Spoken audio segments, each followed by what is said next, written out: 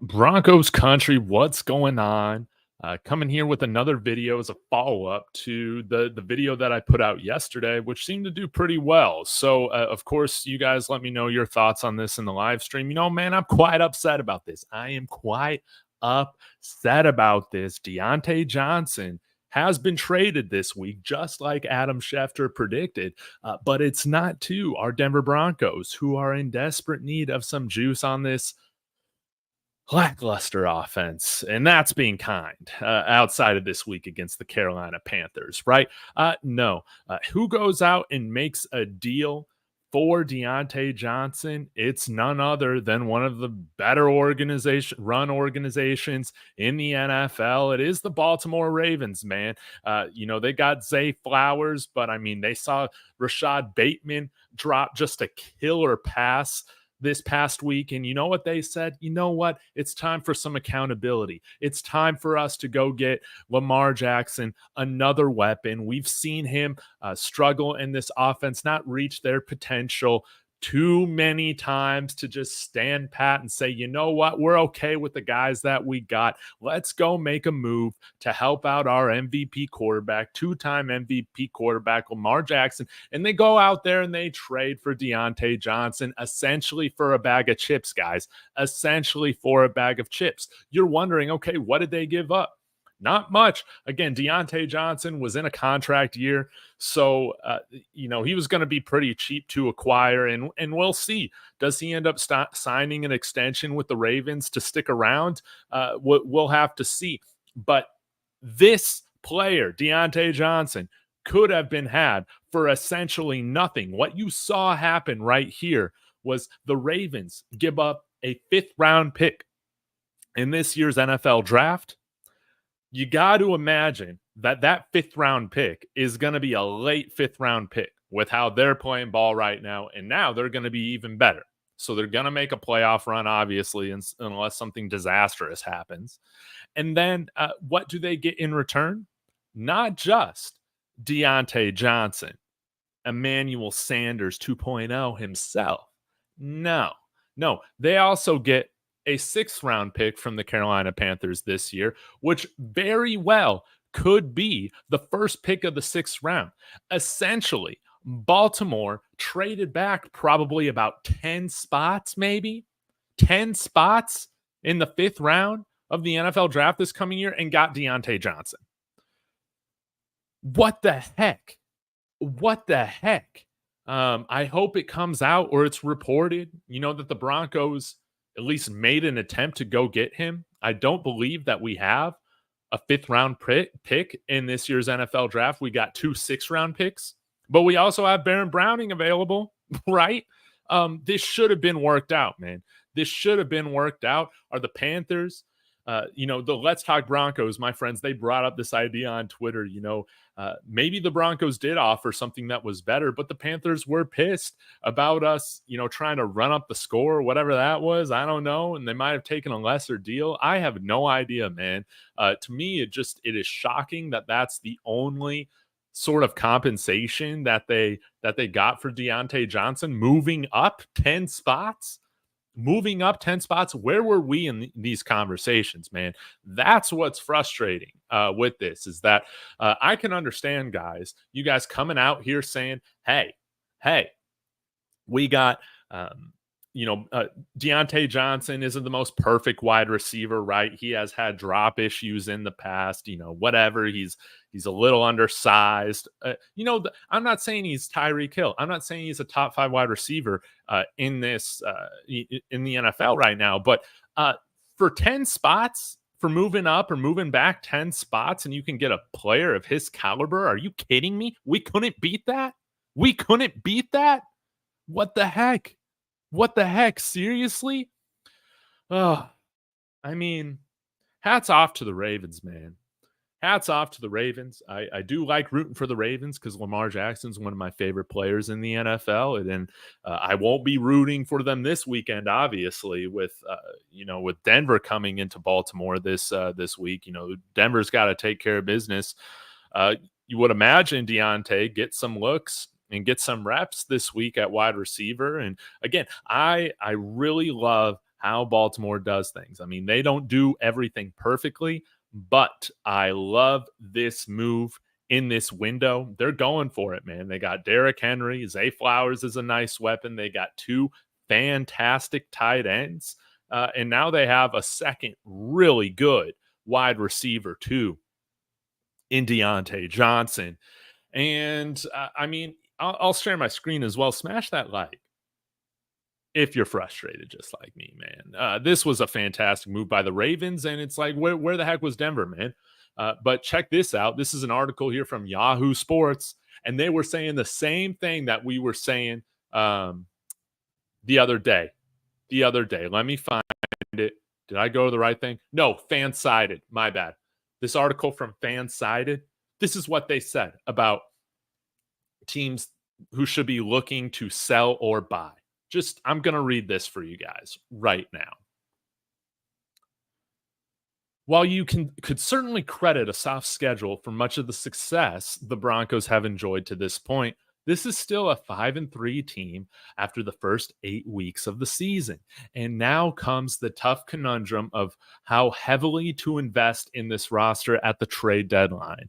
But Denver could potentially do so while continuing to invest in the development of rookie quarterback Bo Nix. Don't you say?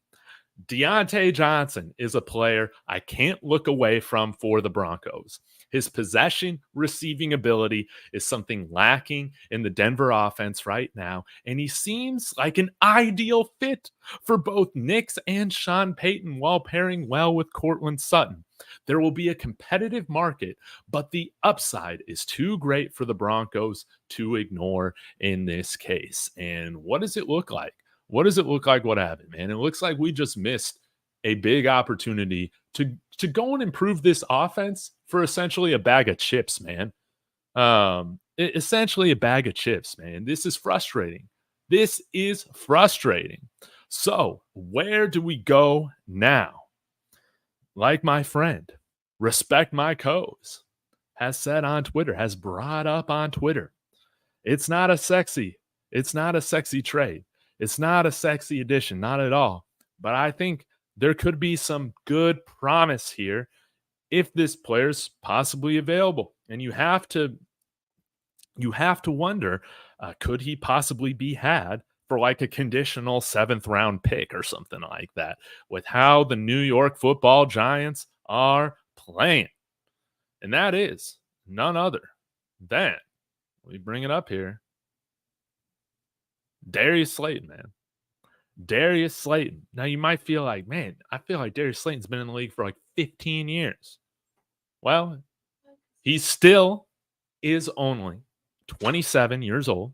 He'll turn 28 later this year, but has been very productive, I think, for a New York Giants offense that has been, dreadful, has had dreadful coaching, and no doubt dreadful quarterback play from Daniel Jones. I mean, I was proud of and happy that Troy Aikman was pointing this out in the broadcast yesterday, but it's like Daniel Jones can never hit these guys in stride, man. He can never hit these guys in stride. He can never hit these guys accurately. And really, I mean, the New York Giants, man, they got to make a move at quarterback after this year. You want to imagine that Brian Daboll is going to get thrown out of there after this year. But let's take a look at what he's doing so far this year. Again, 420 receiving yards. That I'm pretty sure beats everybody on the team, maybe excluding Courtland Sutton right now. 29 receptions, 420 yards, a touchdown. But let's take a look at this. Average depth per target, 12.4. You like to see that. This is the concerning thing, is that he has had some drops. 6 drops on the year. It's not really, that's not really any different than what we've seen with the rest of our receivers coming here. But maybe, hey, if he can be had for essentially a bag of chips or for free, why the heck not? Why the heck not? I mean, he's got some speed. He's got some juice. He can definitely still separate at this level. He's got better size than somebody like Diontae Johnson at 6'1", 194 pounds. And while he's got some drops, just an insane contested catch rate of 66.7. For comparison, Cortland Sutton is right around 40% for his contested catch rate. So he has 10 contested catches on 15 attempts. That's really great. I Why not? Why not? I still think that I would trust Darius Slayton right now more so than Troy Franklin, than Marvin Mims, than Lil Jordan Humphrey. And if you can make an upgrade like that for essentially free for a seventh round pick or something like that, I'm totally down to do that. I'm totally down to do that. And I believe he is a free agent after this year. So again, he's been in the NFL for quite a while. I mean, he's been in the NFL. This is his sixth season out of Auburn. Came here as a fifth round pick to New York in 2019, and he's been very productive. I mean, 4 700-yard receiving yard seasons. That's great. 20 career touchdowns, and as a contested catch rate for his career, 41.7. Again, kind of around there with Cortland Sutton, I guess. Yeah, I guess Cortland Sutton's was around 40% for his career as well. So again, the drops is something that you gotta live with. So does it solve that issue? No, it doesn't solve that issue. But what does it solve? It solves that at least he can make some great plays. Cortland Sutton will drop the ball, but at least he comes up with some contested catches. At least the man can make some plays in the red zone. So at least he's given you that, something that Marvin Mims and Troy Franklin and Lil Jordan Humphrey have yet to prove. So we can allow them to develop on the sideline, but also have some accountability, provide some accountability. Sean Paton said this after the Panthers game. If you can't hold on to the ball, I'm going to go find somebody that can do it. Now, again, 30 career drops. That ain't great to see. But he's at least a playmaker. He can at least get wide open. He's not loafing on routes like Marvin Mims is down the field. No, he's not. He's a more proven playmaker than what we have on offense outside of Cortland Sutton. So why the heck not? Why not give our quarterback an opportunity to go and have some more reliable weapons here for the second half of the season as we make a push for the playoffs? Right? I don't want the Broncos to stand pat and just say, you know what, we got the guys, we got the weapons to win. No, we don't. This performance against the Panthers was great. But again, do not be mistaken. We ought to make the playoffs. There is one playoff team in the AFC that is full of this offense. We are not putting the fear of God in anybody with this offense. Now, again, Darius Slayton is not DeAndre Hopkins. He's not Diontae Johnson, but he's at least an upgrade. He at least gives you a better chance of putting up some points. He's a veteran wide receiver that should be able to come in here and play meaningful snaps rather quickly. He's somebody I think that you could sign to a reasonable extension, probably under for $10 million a year. And that's great depth. That's great depth, I think. Again, I do feel like we're going to have a brand new starting 3 receiving core next year. Why not start that at this point? Darius Slayton could slot in to be a very nice wide receiver 3, I think, next year. We go after a big-time alpha. And then we also draft a really promising wide receiver. George Pickens was picked in the second round. We finally have a second-round pick now.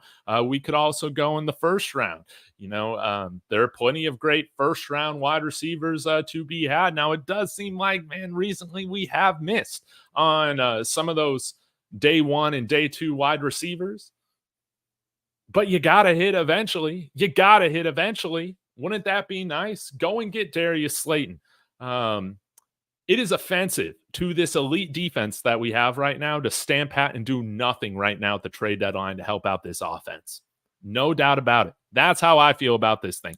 I don't want to go through the different seasons that we've seen over the last 8-9 seasons where our defense is working their tail off and our offense just can't even get to 20 points.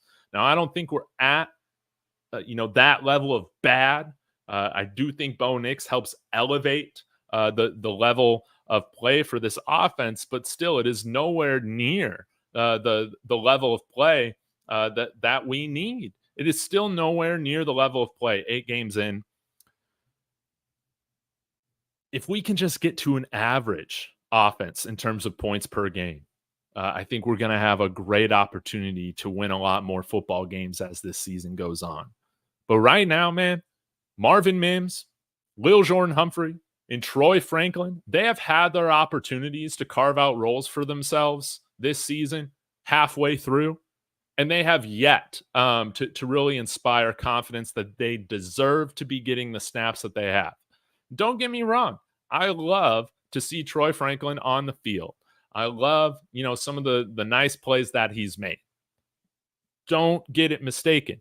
To see production out of any day 3 pick is wonderful, including Devon Vele. Notice I didn't mention Devon Vele as someone who sucks. No. So someone who doesn't deserve to be on the field right now. He definitely does. But there needs to be an accountability that we're not making enough plays. So we're going to bring in a guy. Hopefully a change of scenery helps him fix the drop issues. And we give Bo Nix another weapon. We inspire confidence in Bo Nix. We give kudos to our defense for playing out of their minds, and we're going to go get a weapon for them, right? Darius Slayton, again, it's not a sexy move, but I think it can be done for rather cheap, and so the risk involved is just absolutely minimal. I feel like there's only upside and gain, for a move like this to be made. So maybe he's the next guy, but whether it's tight end, wide receiver, running back, I think that the Broncos should be looking to upgrade all 3 of those positions right now and definitely in the offseason. So why not start now? Day 3 picks, they hit a lot less often than you would like, right? So if you're going to trade back and get a guy like this, just like Baltimore did, traded back probably about 10 spots and they got Diontae Johnson. That's a no-brainer move for pretty much every team out there. Let's go see if maybe we can make something work with Darius Slayton. I think that would be nice. Of course, I would love to go after a bigger name, a sexier playmaker. Maybe Calvin Ridley can be had, but he's much more expensive, right? So I'm not really sure, but I feel like, man, this was a missed opportunity. Not going after Diontae Johnson. Allow Troy Franklin and those guys to develop. But it's just clear, man, right now they're not ready for the lights. Him and Marvin Mims, they're not ready for the lights, and that's okay. More so with Troy Franklin. With Marvin Mims, man, I would really expect better, man. He's probably been one of the biggest disappointments for me on this year's team. No doubt about it. And I don't think that he should right now be guaranteed a roster spot going into next year. No. But just because you have potential, I'm sick of putting guys in the starting lineup because of their potential when there's no accountability for them to get better if they're going to play. Again, we saw that with Jerry Jeudy, man. Forget going after another weapon. This guy has concentration issues. He wants to complain on social media. He wants to go back and forth with Mark Schlereth like an idiot. But yeah, we'll hold out a starting wide receiver spot for him because, he's got potential. We spent a 1st round pick on him. This dude doesn't care to bring in catches when it matters the most. But yeah, we'll continue to give him playing time. I don't want to see that, man. I don't want to see that. And that's not best for them. It's not best for them. So that is my rant. Denver Broncos, man, do better. This is a window to where we got to help out our rookie quarterback. There is no time to waste. We don't want to see Bo Nix having to put up with a poor supporting cast. You don't want to see it. And again, this isn't bringing in an all-pro wide receiver, but this guy is definitely better than at least 3 of the wide receivers that we got in the room right now, maybe even 4. So, we'll see. We'll just have to see. But smash that like. Let me know your thoughts in the comments. Oh, we got SpongeBob in here. Let's see if A.T. Perry pans out before we wet our panties. Well, what does that even mean? Yeah, so you really want to hold out on hypothetically not trading for a Diontae Johnson because you want to see how A.T. Perry pans out? Man, A.T. Perry, this guy's like a depth wide receiver for us. I think if he hits like a realistic ceiling, could he be a nice weapon for us as like that third or fourth wide receiver? Yeah, maybe. I want to see him activated sooner rather than later. No doubt about it. But don't get it mistaken that A.T. Perry, we should be waiting on A.T. Perry to see how he is before we go acquire somebody like Darius Slayton or David Njoku or another Diontae Johnson type. Man, you got to be kidding me. It's that type of just contentment with what's plagued this franchise for the last 10 years, man. It really is. Oh, let's just see if KJ Hamler, this is the year, man. Nah, man, I ain't about it. Don't get me wrong, SpongeBob. I'm totally good on A.T. Perry. I like that he's here. Think he should be activated instead of little Jordan Humphrey. But I'm not taking my foot off the gas on acquiring talent because of freaking A.T. Perry. No, I ain't doing it. So, with that being said, guys, thank you so much for tuning in. I'm going to get out of here. Bo Nix film review against the Panthers coming up soon in the next day. Smash that like and subscribe. Hit that bell notification. Thank you, SpongeBob, for adding to the conversation. And as always, go Broncos.